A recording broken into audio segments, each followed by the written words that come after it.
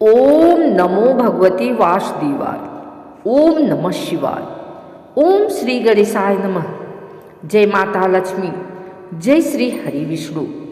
हे भक्तजनों, आज हम सभी अत्यंत पावन, पुण्यदायी और दुर्लभ फल देने वाली पौष मास महात्म्य कथा के 29वें अध्याय का श्रवण करने जा रहे हैं।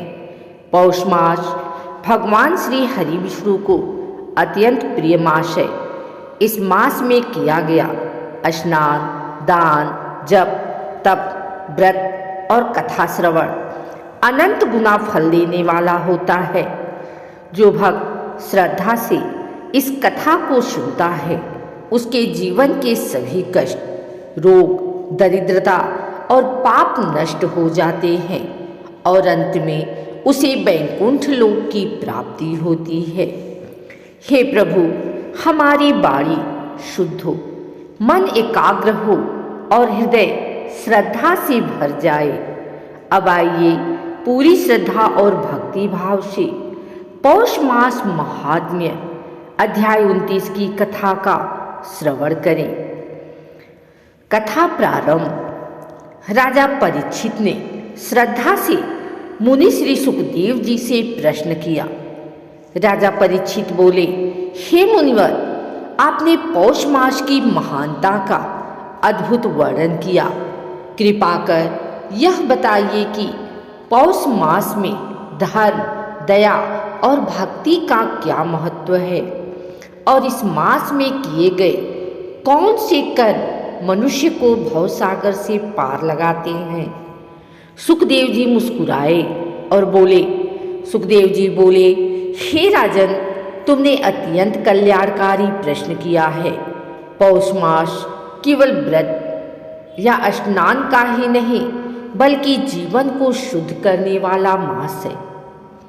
आज मैं तुम्हें अध्याय 29 में एक ऐसी कथा सुनाने जा रहा हूँ जो मनुष्य को यह सिखाती है कि सच्ची भक्ति कर्म से नहीं, भावना से होती है।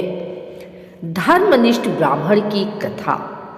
बहुत समय पहले की बात है। अवंतिका नगरी में एक निर्धन लेकिन अत्यंत धर्मनिष्ठ ब्राह्मण रहता था। उसका नाम था देव शर्मा। उसके पास धन नहीं था, परंतु उसका हृदय भक्ति, दया और संतोष से भरा हुआ था।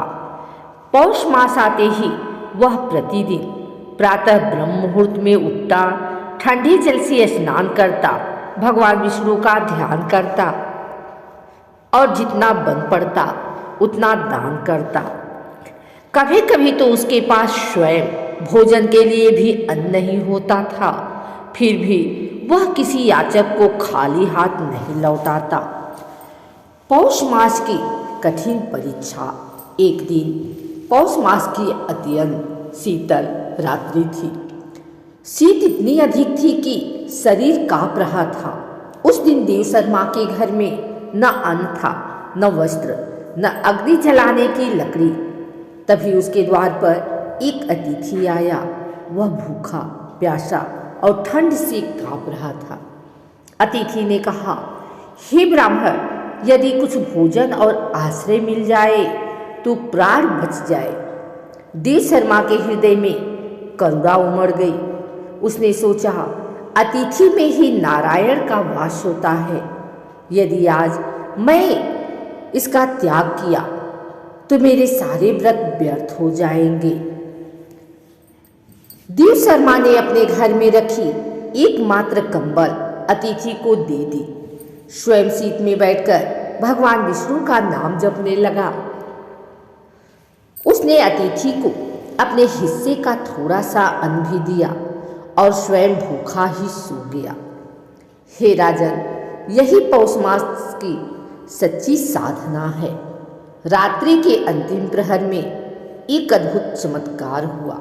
देव शर्मा ने स्वप्न में देखा, भगवान श्री हरि विष्णु स्वयं पीतांबर धारण किए, हाथों में शंख, चक्र, गदा, पद्म लिए प्रकट हुए।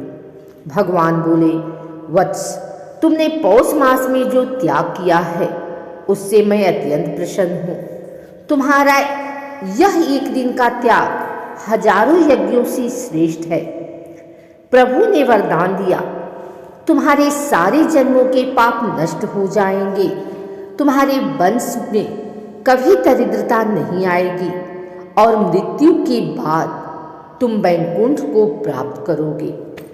सुबह होते ही देव शर्मा की कुटिया स्वर्ण समान चमकने लगी। नगर के लोग आश्चर्यचकित रह गए। जहाँ पहले निर्धनता थी, वहाँ अब अन्न के भंडार, वस्त्र, गौधन और यश सब कुछ स्वयं आ गया। लेकिन देव शर्मा का हृदय नहीं बदला। वह पहले की तरह ही विनम्र और भक्त बना रहा। सुखदेव जी बोले, हे परीक्षित, इस कथा से यह शिक्षा मिलती है कि पौष मास में किया गया थोड़ा सा त्याग भी अनंत फल देता है। केवल बाहरी व्रत नहीं, अंतर की पवित्रता आवश्यक है। अतिथि सेवा, दया और भक्ति यही सच्चा धर्म है।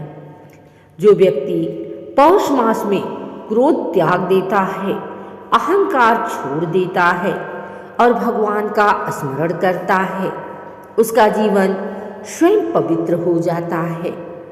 सुखदेव जी ने कहा, जो मनुष्य इस पौष मास महात्म्य अध्याय 29 की कथा को स्वयं पढ़ता है, दूसरों को सुनाता है या श्रद्धा से सुनता है, उसके घर में सुख, शांति, संतान सौभाग्य और लक्ष्मी का वास होता है।